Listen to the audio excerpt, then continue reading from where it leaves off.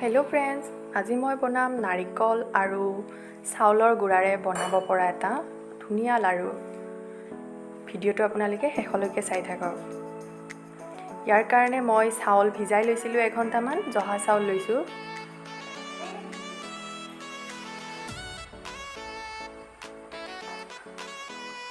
আৰু নাৰিকল মই ৰুকি লৈছিলোঁ। নাৰিকল এনেদৰে ৰুকি লোৱা হৈছে।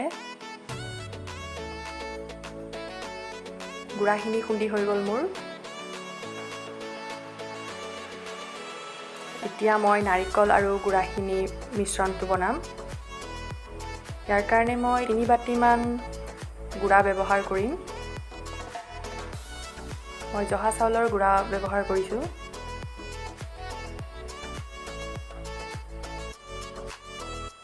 এতিয়া মই নাৰিকলো দিম সেই হিচাপে।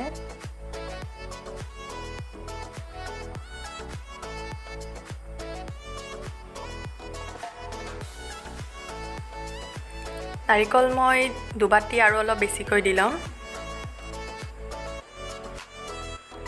চেনি আপোনালোকে সোৱাদ অনুসাৰে দিব পাৰে। মই 1 বাটি আৰু অলপ বেছিকৈ দিম।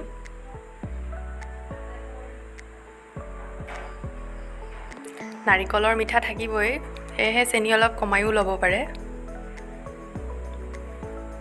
এতিয়া মই গোটেইখিনি ভালদৰে মিক্স কৰিম। এনেধৰণৰ লাৰু আমাৰ জন্মাষ্টমী বা বিশেষ কেতিয়াবা পূজা পাৰ্বণত বনোৱা হয়। খাবলৈ বৰ সোৱাদ হয়। আজি বিশ্বকৰ্মা উপলক্ষে বনাইছোঁ।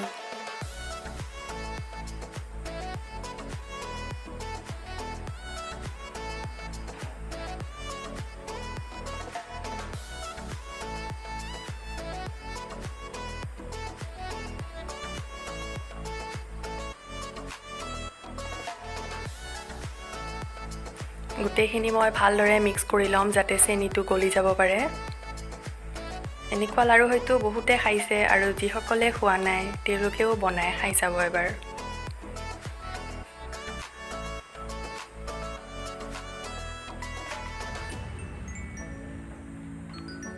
মই অলপ গাখীৰ যোগ কৰিছিলোঁ, দেখাব থাকি গ'ল, সেয়েহে অকণমান পনীয়া হৈছে। আৰু ইয়াৰ পাছত মই লাৰুবোৰ এনেদৰে বনাই ল'ম।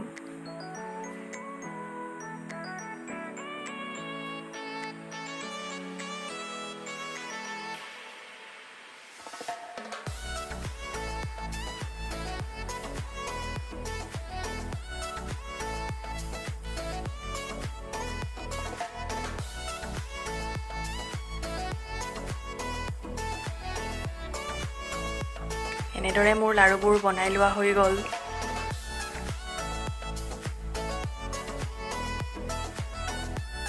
মোৰ লাৰু ৰেডি হৈ গ'ল। আপোনালোকেও এনেদৰে বনাই চাব। যদি ভিডিঅ'টো ভাল পায়, লাইক, কমেণ্ট, ছাবস্ক্ৰাইব কৰিবলৈ নাপাহৰিব।